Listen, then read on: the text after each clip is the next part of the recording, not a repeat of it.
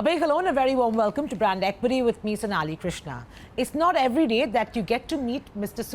Munjal and discuss art, culture, society, and just world issues at large. Well, I'm here at the Serendipity Arts Festival to interview Mr. Munjal, the chairman of the Hero Enterprise, but more importantly here, the founder of the Serendipity Arts Festival. Thank you so much, Mr. Munjal. Truly a pleasure having this conversation with you in Goa at Serendipity. Thank you. Thank you very much. Good to be here with you. It's been 9 years since the inception of Serendipity, and it's grown quite sizable. If you can just, take me through how this festival has evolved over the last 9 years and how it continues to kind of engage with critical conversations that is much required in this country. So my personal engagement in the arts goes back quite a while. 25 years ago, I had set up a foundation in Ludhiana called the Ludhiana Sanskritik Samagam. That is a foundation for performing art, which still continues with one show of the performing arts every 6 to 8 weeks, and probably one of the more active foundations in the country today. And then when we moved to Delhi, lots of my friends would complain saying, you do all these things in Ludhiana, how about doing this in Delhi? And my first instinct was, Delhi is a big city. It's got everything that you need. It has theater, it has performing arts, it has visual arts. But then on looking around, I found that there was a serious lack of access. The arts had become an exclusive domain of only a few. And the elite. And the elite. And I don't think anyone has less aspiration or less desire to expose themselves to the arts. So we said, let's start with that as the first thing. We set up a foundation in Delhi called the Serendipity Arts Foundation. We were first a grant-giving foundation, encouraging artists, both young and not so young, to do internships and training and etc., including sending them overseas. But we found pretty soon that the impact was limited to just a few. So then we said the only way to have a larger impact is to do a festival, but a festival which is all encompassing of all art forms, because that's one of the foundations of the Serendipity Art Foundation, is to focus on interdisciplinary and multidisciplinary arts projects. Right. So within the same project, we have multiple disciplines of the arts, as was the tradition in India going back a few centuries. It's thanks to India getting colonized that we had these silos saying theater is separate, music is separate, dance is separate. That was not the Indian art form. That was not the way India taught or practiced the arts, by the way, I see. Going back in history. So that was one of the experiments we wanted to do, is to try and see what happens when you bring different art forms together. And we found the energy at the junction of the art forms is absolutely amazing. So the first Serendipity Arts Festival was set up in 2016 in Goa, and we brought in all art forms, and I spoke to many of my friends who said, oh, you should start slowly, do a little bit, do 2 projects, and that's how you should grow. And we said, thank you very much, and we did 52 projects in year 1. Oh, wow. Yeah. And also we wanted to make it experiential, that people who came here, it did not matter if they were experts or they were completely uninitiated. Everyone should have something to engage with. Everyone should have something they can enjoy and some message they can take back. Sure. So in all art forms, there are workshops where people can register and work with senior artists or a chef or a sculptor. And there are also intellectual academic conversations going on in a conclave where we have researchers, academics from around the globe coming and talking about different subjects. So it's truly something you can immerse yourself into and hopefully take back the underlying messages in all this of friendship, of kindness, of civic responsibility, of sustainability, many of the things which have become critical and important for the world today. That's really a very noble initiative, Mr. Munjal. But if you can explain to me, how does this tie up with the Hero Enterprise, or are they completely independent of each other? So while they're completely independent, but there is also an underlying philosophy with which we work, both in our for-profit and non-profits. They're all run in the same manner. They're all run with high quality of governance, good processes, very, very high quality of talent running every one of them. clear targets defined beforehand and methods of measuring. All of them are encouraged to experiment as they grow.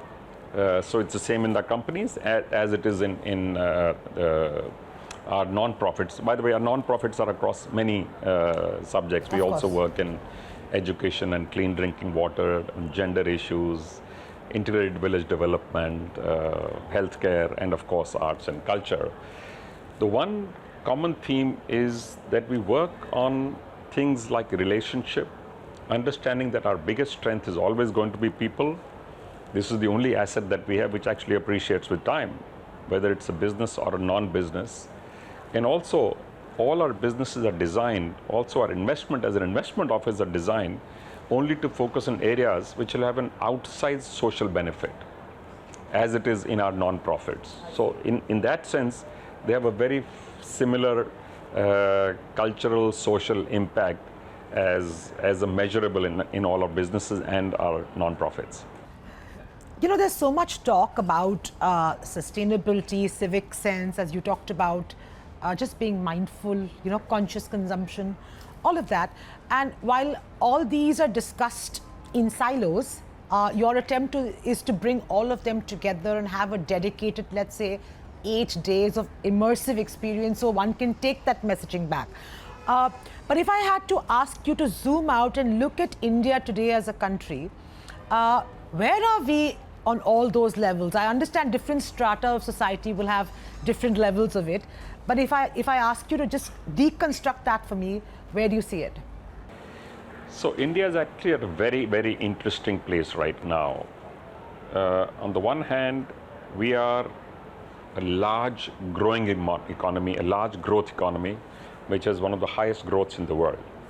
And I can say we are going to see secular growth for the next 25 to 30 years, barring minor blips which happen in the normal course of the economy. Is that what we're seeing now?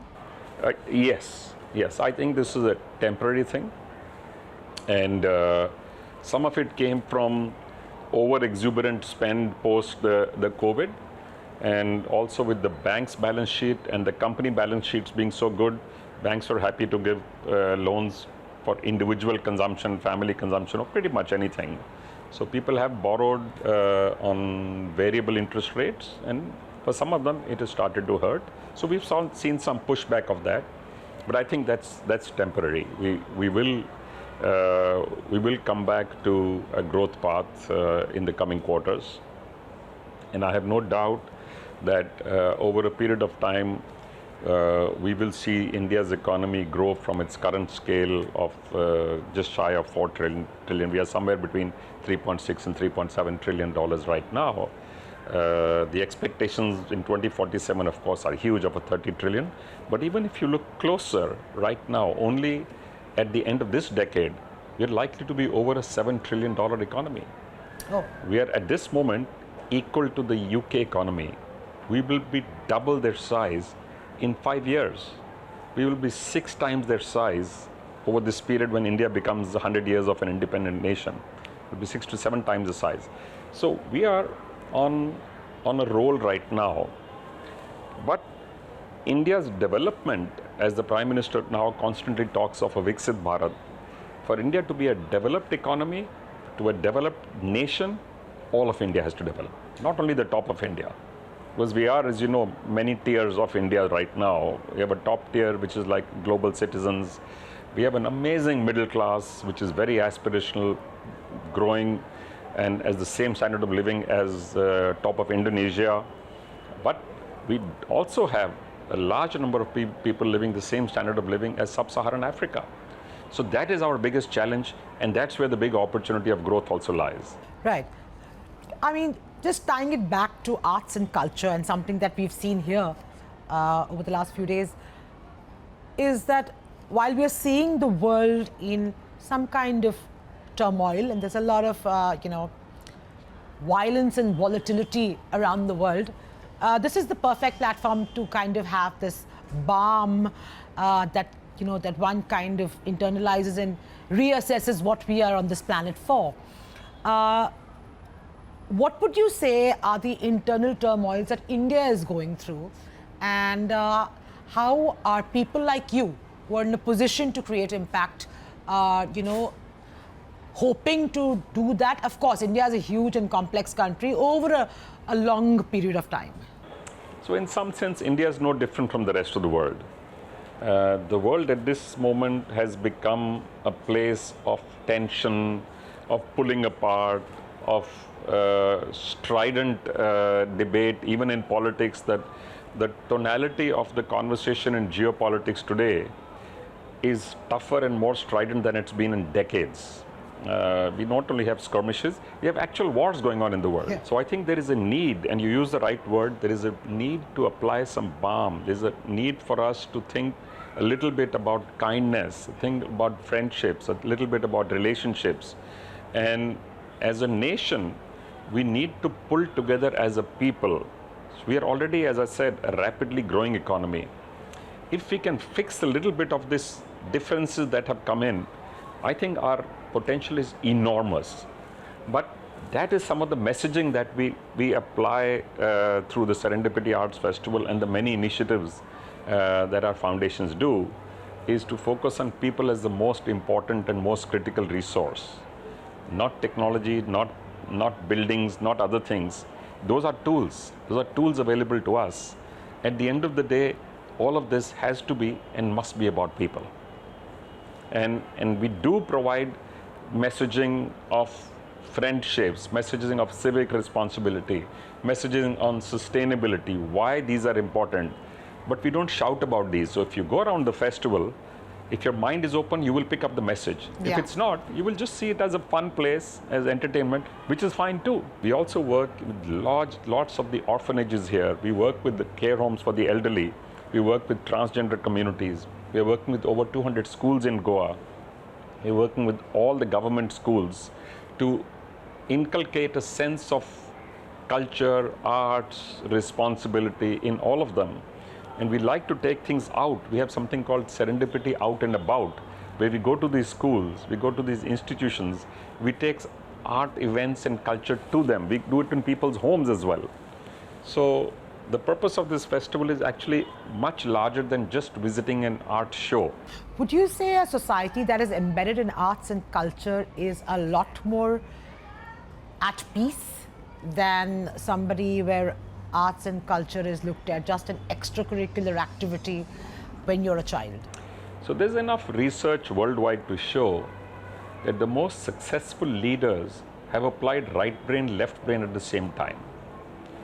Which is why our attempt actually is to get more and more people exposed to lateral thinking, to things which are other than just technology and science and maths. So we also do things like arts and technology, arts and science, arts and artificial intelligence. We have lots of programs and projects if you go around. And you're absolutely right in pointing out societies which expose their populations much more to culture and arts grow as societies which are more thoughtful, which are more meaningful, and which have a better ethos and a kinder face for each other. And I think that is something that the world right now needs. And it's interesting that the Prime Minister himself has been talking about culture and putting up more museums and creating more of the Indian ethos. Because if you look back in history, we have inherited the richest culture in the world. Our heritage is actually phenomenal. We had more performances, more theater, more music, more dance, more crafts than any other nation on the planet. Sure. So we need to make sure not only that we retain its strength, but we also contemporize it and prepare it for the future. So it's a little bit of both. It's not just building a kinder society, it's also bringing a more inquisitive mind to build a better future for the nation and its people. As we enter the 9th edition of this festival, what trends excite you the most? So one of the things that has been wonderful is that this festival has started attracting individuals, families, institutions, not just from Goa, not only from India, but from around the world. We have visitors here from 50 or 60 countries. We have artists at any given time from 15 to 30 countries participating as a part of the festival itself. So that's one thing I like. Second is, I like that the impact this has had in and on Goa. The people of Goa has adopted this as their own festival. It's become a people's festival, which was one of our objectives to begin with. And people wait, they send messages, asking when are you folks coming now, what's going to be new, what's added and getting added here. 2 independent impact studies have been done. And what they show is quite interesting.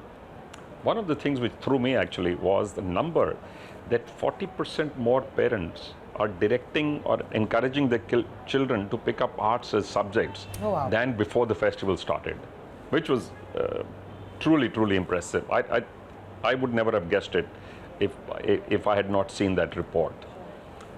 Also, we are seeing Goa's overall culture and impression of Goa become of a place which encourages creativity.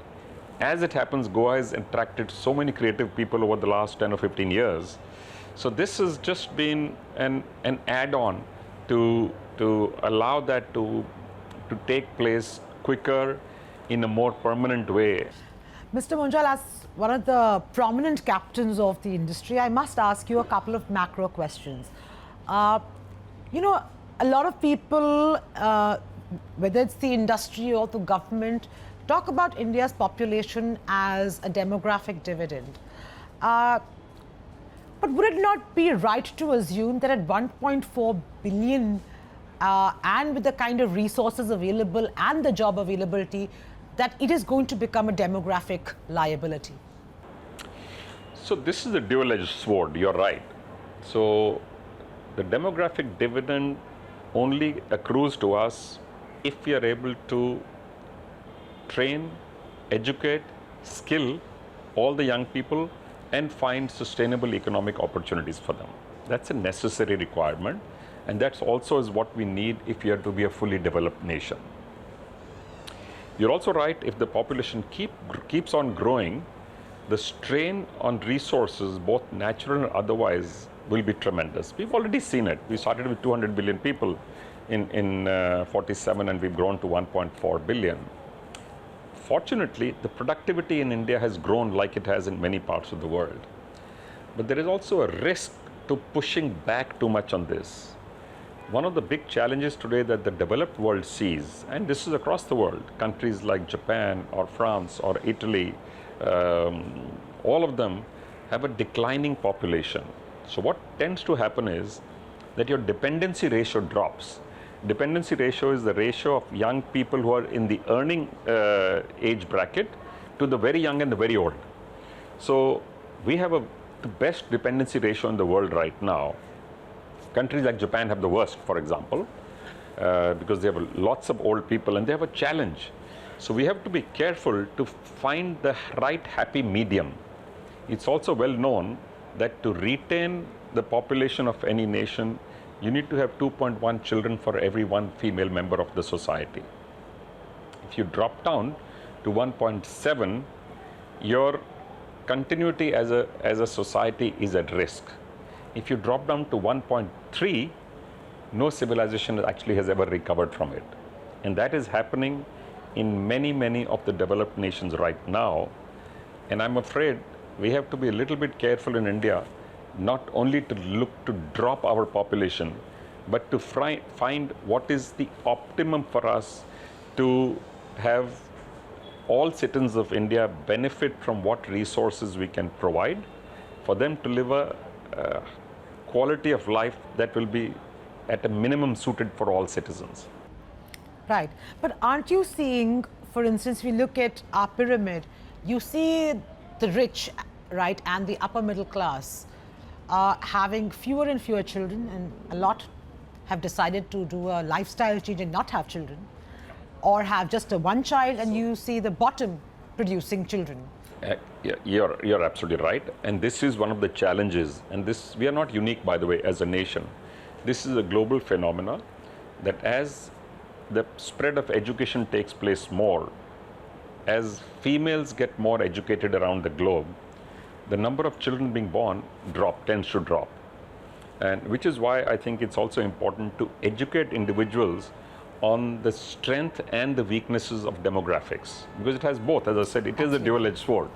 So we have to be watchful And we also have to educate people on why there is a need to have X number of children to maintain the society that you have in over a long period of time. You know, while the spotlight of the world is on India, everybody is talking about this great growth engine that we're going to be seeing. You talked about our GDP and, you know, what you foresee it at the end of the decade, in 2047, all of that.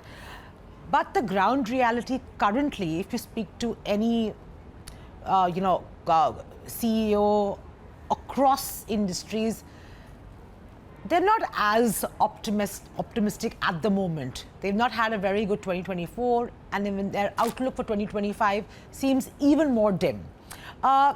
Do you see this as a cause of concern? Given we've also seen inflation, we've seen the new GDP numbers come out, and none of them look really rosy, but nobody seems to be addressing that. So there are two aspects to this. One is the immediate short term. Of course, you saw a pushback in consumption and therefore inventory building up and therefore production slowing down and therefore private sector investment not being as good as it ought to be. But I think this is only a short term because we have enough inherent strength in the country, both structural and based on what we have as an economy, as industry and as a people, to have full confidence that we are on a growth path. Temporary ups and downs is a natural phenomena of an open market system, which we are trying to encourage and we are trying to grow with. And as a democracy, that is the right thing for us to do, is to have an open system. We cannot be directing everything. And you know, since 1991, we have seen such a dramatic change take place in India, where individuals and companies are able to make their own decision about what they will do, where they will invest, what capacity they will create. Sure. You certainly don't want to backtrack on that. You only want to make it better. You want the system to rely on people. One of the challenges that we've had is we've inherited a system when a small minority was trying to run this country which was against them. So our rules, laws and regulations are based on mistrust of the large population. So if you look at our regulations earlier, which is why I think one of the wonderful things that is going on right now is the constant attempt to scrap old regulations which are based on mistrust. Even this thing of self-certification did not exist till 20 years ago, till 30 years ago. Everything you wrote, you had to get someone else to certify to say what you're saying is correct. Sure. So I am not overly worried about this temporary dip, because I think part of an open market is a phenomena that we have to accept. We will have ups and downs, but our broad direction is upward and forwards. So do you think, you know, since China has had a disadvantage because of, you know, what's been going on in the global trade, do you think their disadvantage, we've kind of milked that to our advantage because the only country who can, you know, somewhat, the answer is I don't think we've done enough. Yeah. Clearly. This is not the first time, by the way. This is the third time this issue is coming around. And countries like Vietnam, Bangladesh, Malaysia, Indonesia, Thailand took more advantage than we did. We did get some advantage.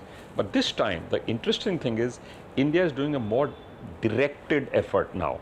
So I believe this time we will be better off. We don't have to compete head-to-head with everything with China. Sure. What we do need to do, one is adopt technology much more than we have done in the past. So the one good thing that has happened is the digital public infrastructure being created in India is better than any country in the world. Sure. But on deep tech, etc., we are still behind. Yeah. So India's initiative to put up things like semiconductor is a fantastic thing to happen here. Our ability to create software was already good, but we were doing it for others. Sure. Now, if you do a combination of hardware and software, I think that will give us a quantum leap forward. The second thing that we have to do as a nation is take everybody along. And now I'm not talking only economic strata, I'm talking about gender balance. We have still not learned to allow, accept and encourage the female population of this country, which is actually the much smarter half of the population, into the mainstream of India. And I think for our next phase of development and growth, That is an essential requirement for us. So both of these two initiatives have to come together for India to truly tap into its full potential. And we have to do that by leaning on technology, but also building our culture into a much stronger culture than we inherited ourselves. Sure. Well, on that note, Mr. Munjal, thank you so much for taking time out and discussing art, society, the world at large. Truly a pleasure, and all the very best to Serendipity as it takes on larger forms. I believe it's going international. Here's to making it bigger, better, and of course, it's seeping down across societies in India. Thank you so much. Thank you very much.